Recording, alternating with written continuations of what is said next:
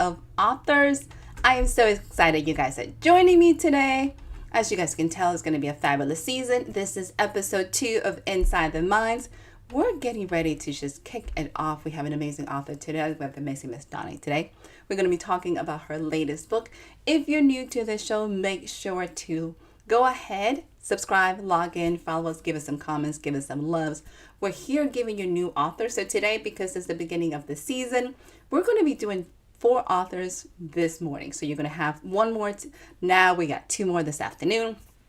It's going to be an amazing day full of amazing stories for you guys to be entertained. So hopefully you guys are joining us and you don't miss out. If you're making sure you're not sure what to do, how to subscribe, follow us along. Our goal is to bring you new and up and coming popular authors with new stories who are passionate about what they do. So we are excited. And because you guys are here to talk to our authors, let's bring her back. Hello, Madame. How are you today? And I'm good. Thank you for having me. it is such a pleasure to have you. We're talking about your latest book, so we are excited to jump in. So we're going to kick off this show with a short reading. So I'm going to turn it over to you to get that started. And if you introduce the book, that would be fabulous. Okay. Vatican Daughter.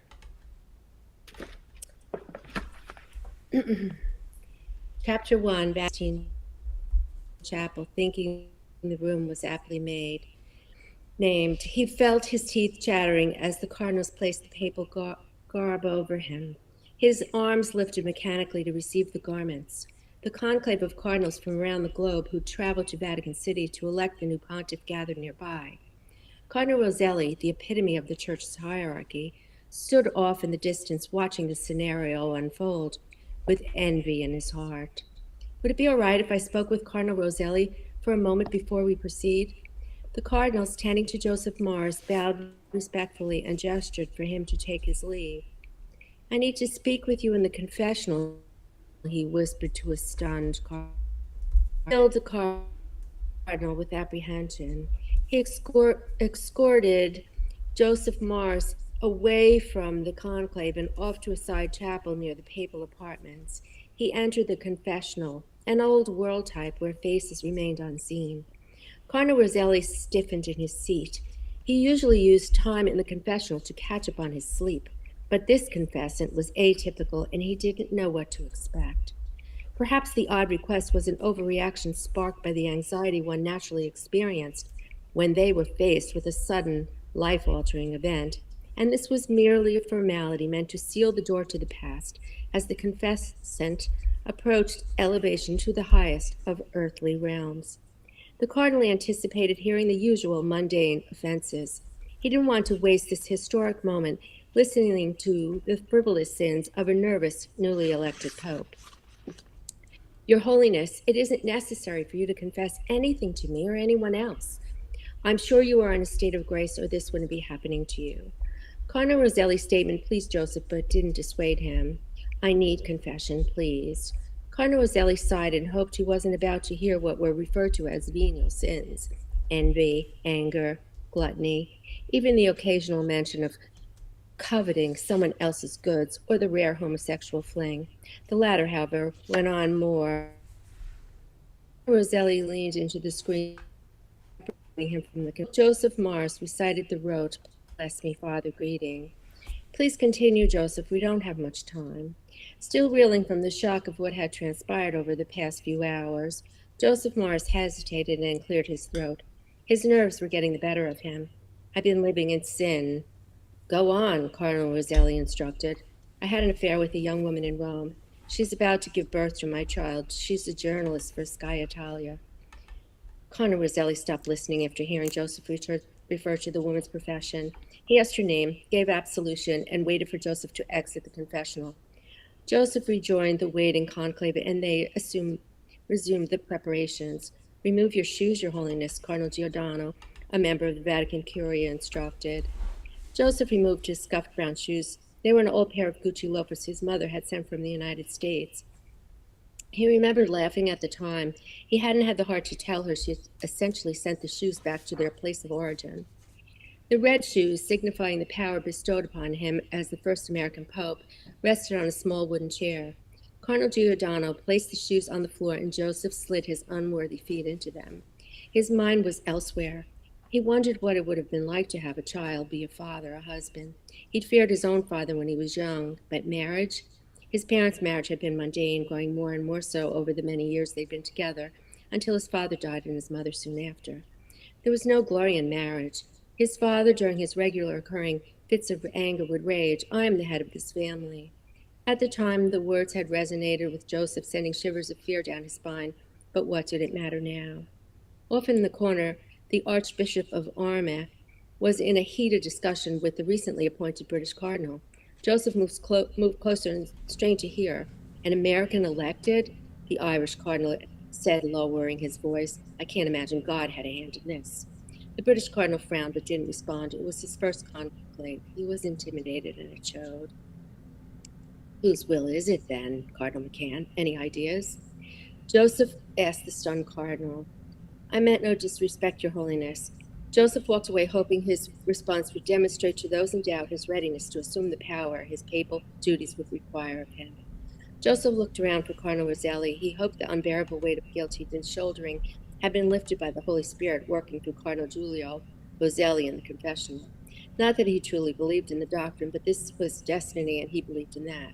Still, he needed the security of Cardinal Roselli's presence when he ascended to the throne of St. Peter. Cardinal Roselli maintained the status quo and kept the centuries-old conventions intact for the most part. As the first American pope, Joseph would be held to harsh scrutiny by the unyielding Vatican traditionalists. Joseph moved towards the drapes. They would soon be pulled back, revealing him to his people for the first time. The roar of the crowd filled him with an unfamiliar yet overwhelming sense of the power afforded only to those who were revered, those who held indisputable authority. He prayed he was up to the task as Cardinal Giordano placed the pretiosa on his head. It was surprisingly light for something so elaborate. 2 Swiss guards stood in attendance, holding back the drapery. Pope Joseph stepped onto the balcony, raising his arms over his head, blessing the waiting crowd as they chanted, "Santo Padre." Joseph was now the father to many, the Holy Father. He would bask in this glory and leave all thoughts of his former life behind. He looked around one last time for Cardinal Roselli. His absence at this most historic event was palpable. "Can anyone tell me where Cardinal Roselli has gone? Has he taken ill?" The gathered cardinals looked around at each other, shaking their heads. "We haven't seen him since you spoke with him," Cardinal Giordano answered. Cardinal Roselli rushed towards the papal offices. If he was not beside Pope Joseph when he appeared on the balcony to greet the faithful for the first time as Pope, it would arouse suspicion. He'd have to hurry. "Pronto," he said to the man on the other end of the phone. The instructions he gave were clear. "Trovola, find her." The roar of the crowd could be heard long after Pope Joseph left the balcony. Cardinal Roselli was waiting to escort the Pope to a luncheon in his honor. "Were you ill, Your Eminence? You were missed." "See, I suffer from headaches. I went to my office for aspirin. I'm sorry I wasn't at your side." The quick and simple lie satisfied Pope Joseph. He turned to face his staff of cardinals who, one by one, came forward to welcome him. Ooh. Okay, madam. I have questions. That was awesome. Congratulations on the book. I can't wait to dive in. So let's get started. Thank you. Tell us. This is a really controversial subject. It's full of pieces and going, what is the premise of the book? Where are you taking us with? Tell us. Well, in addition to being about, a pope who has an indiscretion as a priest, he was a cardinal, I guess, when he started this affair. He wasn't quite the pope yet, but obviously he was guilty about it. But it's in addition to that, it's the story of a woman's relentless search for her child. The child is taken, kidnapped, and sequestered and raised in the Vatican until the age of 12, when the mother starts searching. The mother is injured during the kidnapping, and she's sequestered in a convent in Venice. I did a lot of traveling through Italy. It's also inspired by the true life kidnappings in 1859 of Jewish children by the then Pope Pius IX. This is a real story that I discovered while I was going down different rabbit holes doing research for the book. So I came upon this story of, the Jews were sequestered in the ghetto back then in 1859 by the then Pope Pius IX, and they were wealthy merchants, and they hired Christian servant girls who were illiterate because they could work on the Sabbath when they needed them. And there were several families where their children were taken, but in one particular one, the child was ill and the parents were sitting vigil around the bedside, and the Christian servant girl assumed the child was dying, so she baptized the boy when the parents weren't in the room, and then she confessed to the parish priest, who reported it to the Vatican. It was illegal for a Jewish family to raise a Christian child, so they swooped in and took the child at the age of 6 and raised the child in the Vatican. And that is a true story that I came upon. It was a book by a Pulitzer Prize-winning author who was a professor at Brown, so I contacted him, and he told me the story, and I weave it into the story. So it works very well. Ooh, I love it. You have a lot of elements going. You have intrigues, you have espionage, you have all these pieces. Where did this idea come from, and what made you decide to write this book? Because this is really fabulous. Well, as you know, there's been a lot of church scandals, and I was actually, as a child, I noticed a lot of. I went 12 years Catholic school, and there was a lot of hypocrisy that I recognized even at a tender age. But you weren't allowed to say anything. Oh my God, I could never, challenge that, of course. So, but as an adult, I witnessed firsthand some pretty shady priests who actually went to jail. So there was that, and then I go to Italy a lot, so I was standing in St. Peter's Square, and I looked, straight ahead, and I thought, I wonder what's going on back there. And I thought, what about a girl? What if a girl, something happened, And then I had the title first, and then I just jotted down some notes, and I let it sit for quite a while, many years actually. And I went back to school. I got my master's, and I wrote another book, which was my thesis. And then in 2019, I went back to Italy, and I walked 88 miles through Rome. And Venice I know pretty well, but Rome I didn't know as well. And, pretty much the streets and the different restaurants and everything that's in the book to give the reader a reprieve from the intrigue and the thrilling. We go through the streets and the sights and the sounds and the smells and the beautiful scenery and, of course, the food. So, it kind of gives you a little breathing room from the story of the kidnapping. So yeah, that's pretty much what happened. And I came back from Italy, and the pandemic hit, and I sat for 1 year, and every 8 hours every day, and I researched and wrote. So that's the story. You have been busy with this book, which is amazing and is fascinating, but it's not the first book. You said you have working on several things. Can you tell us about it? What else are you working on? Because this is like huge, and I'm very excited to hear more about this. Well, the second, I don't want to call it a sequel because they can stand on their own. I use the same characters, but the next book is ready to go. So I haven't submitted it yet, but I will submit that in the summer to the publisher. And I started a third. I was doing research for the third books, and same, a different sort of premise, but the same character. And I'm holding off a little bit because in my research, I read a line that said "Secret of Secrets," and that's the title of Dan Brown's next book. So I'm a little nervous that he's on the same track, and there's no way I'd compete with him. He's a very nice guy. I've met him, had the opportunity to go to his house.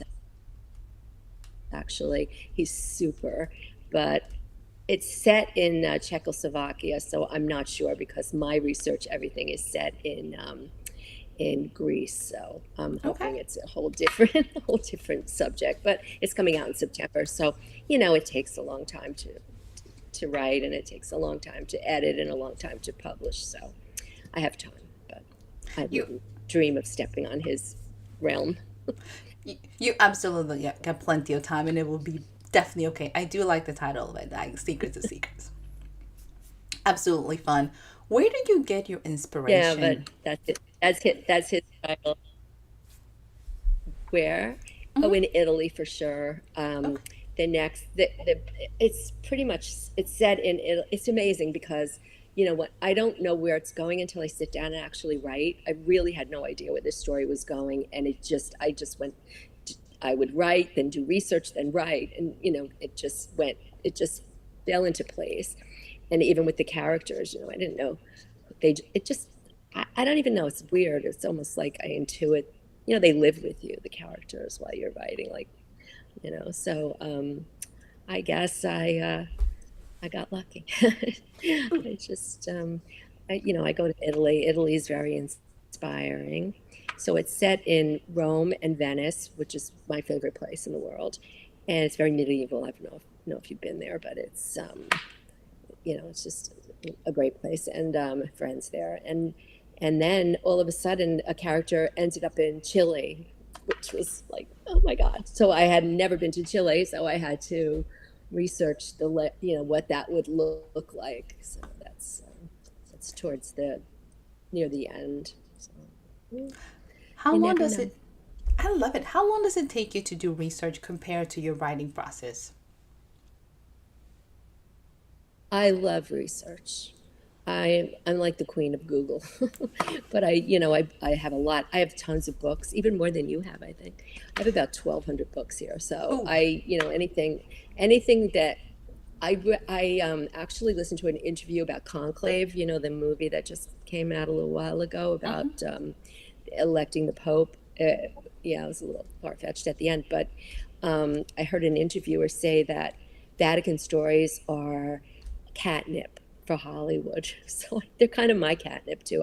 I find it fascinating because of all the secrecy. They Mm-hmm. make their own laws in addition to being, the head of the Catholic Church. The Pope is a sovereign nation, so he's in charge of that, and it's interesting what their laws are and their rules that they make up, and they do not have to adhere to a normal country rule, other countries, even the country they're in, which is Italy. It's interesting. I like Very the whole. fascinating, actually. That is amazing. I think it's funny that they call it catnip for Hollywood. I'm like, that makes sense. It's really interesting. We talked about what you're working. We talked a little It's bit a about the good, books. So, question for you: yeah. as you're You want me? writing, yes, no. Mhm. My question was: as your journey as a writer continues to progress, what advice would you give an up and coming author? I would say read a lot. I went to Columbia, got my master's from Columbia University, and I read 1,200 pages a week.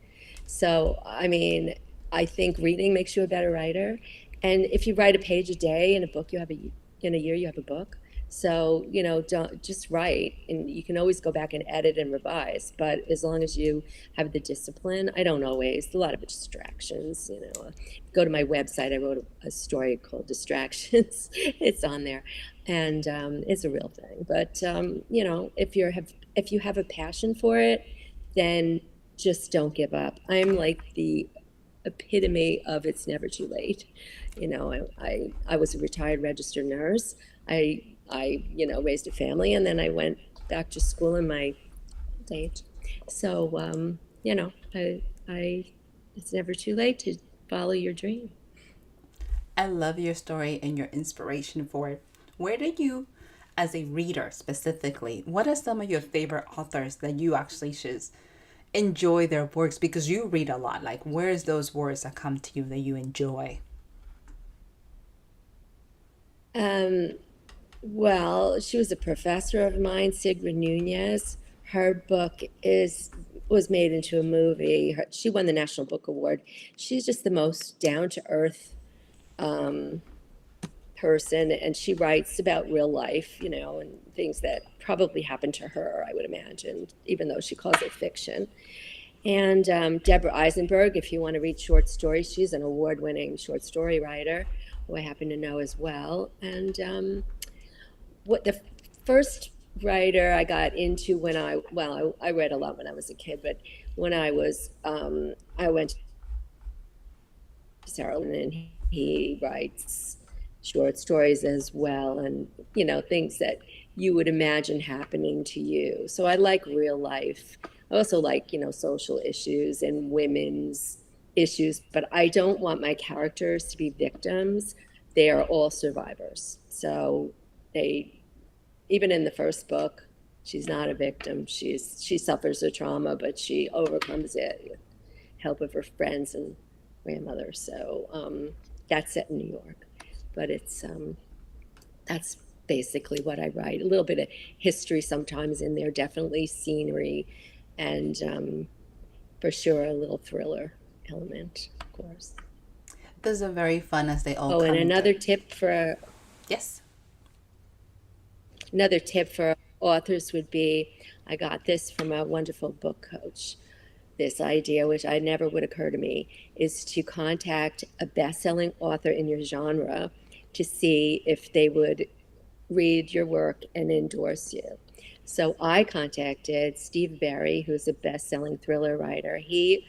Author, actually. He sells a book every 3 minutes. Oh my God, it's Wow. amazing. And I wrote to him a year before this book was picked up by a publisher, and I asked him, I said, you don't know me, here's my bio, here's my synopsis. Would you consider endorsing it or writing something for me? And he said, sure. I was like, oh my God. So then a year later, I said, remember me? My book is being published. I need an endorsement. Are you still on board with it? And he said, send me the manuscript and I'll do it for you. So he did. He wrote a beautiful blurb. And he's just a wonderful guy. He's just like a regular person, and he's a historian, and that was amazing. That was a huge coup for me. That is So beautiful. we'll see what happens, but I'm with you. helped. Yes. Yeah, it was really. He's one. I can't. You know what? Nothing ventured, nothing gained. So you gotta try. You gotta keep at it. That's. That is such a good advice, and I don't think either would have thought about it because you're going, they're so busy, they have so much going on. I don't want to bother somebody, but that's perfect. Absolutely. Well, it's perfect when it works, but a lot of them didn't answer, or they just, want you to friend them or do whatever. But he said, look, people help me, so why shouldn't I help you? Which was fabulous. I'm not sure he wants me mentioning his name because maybe he'll have open the floodgates, but he's a good guy. He could always say no to all of them, so that is beautiful. So question, Madame, what is your website? Where can readers find you? Where can our viewers get more information about you, follow your short stories? It's my name. It's, Joni Marie Iraci, IRACI.com. There's a short story on there, and I'm always posting. I put some interviews on there, so yeah, sure. They contact me, I'll send them a signed copy, and be nice. Thank you. Thanks Awesome. for the plug. Are you usually on socials? Can they find you on social medias, and what are those as well? I am Facebook and Instagram, J Iraci 2 on Instagram, and my name on Facebook, and I'm trying Threads, although, I'm not quite sure how that works, and X and all those things are a little intimidating in social media. I grew up with. I'm very proud of you. You're doing Threads, because Threads is overwhelming to me. I was like, oh my God, there's so much going on here. It's overwhelming. Just I know. It's one thing after the other. Like somebody's talking about a book, and then somebody's talking about their dog in the next thread. It's okay. I have a hard time following it. Yeah. There's a little more than I can handle. It's like, oh my God, there's a lot. I agree, totally. I'm not on there a lot, but I always seem to have number 10 on the list of people who are, but it's not even relevant sometimes. I don't know what it means. I think I need like some young college kid to live in for a while and navigate this for me. If you find that It's person, let like me know. they can do it. It's so innate. It's innate with them. It's amazing. When I was in, I was in school with kids. I shouldn't call them kids, but they were great helping me with technology. But now they're all off in their own realm. So they were wonderful to me. I helped them with life, and I fed them, and they helped me with techno stuff and formatting. Food is a miraculous lure. Food is still for When me, you're a so I haven't college kid, changed. I don't think that has changed. So, but it's been such a pleasure chatting with you. But before you leave us, are you ready for the lightning Thank round? you so much. Okay. Shoot. Easy peasy. Let's do this. Spicy or sweet? I'm sorry, I didn't hear. Spicy. I didn't hear the first one. Spicy. I don't tweet. Spicy foods or sweet? Or sweet. Mm-hmm. Oh my gosh, I thought you said sweet. Spicy. Nice. Spicy. Cats or dogs? Both. Okay. I have one of each. Nice. Mystery or fantasy?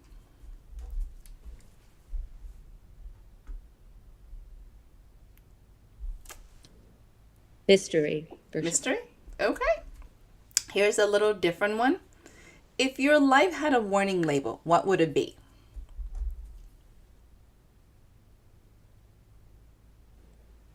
Don't get my Irish up. Oh, that's really good. But it is such a pleasure chatting. Do you have any closing remarks for us? Thank you. Just if you like the book, even if you don't, read it, leave a review. Doesn't matter. I'd like to hear what you have to say. So, thank you. Thank you so much. It has been a pleasure. Thank you so much, and congratulations on the book. Have an amazing journey promoting it. Thank you for having me. I really appreciate it. Thank you. It's been a true pleasure. So truly, truly, thank you. Thank you to our viewers.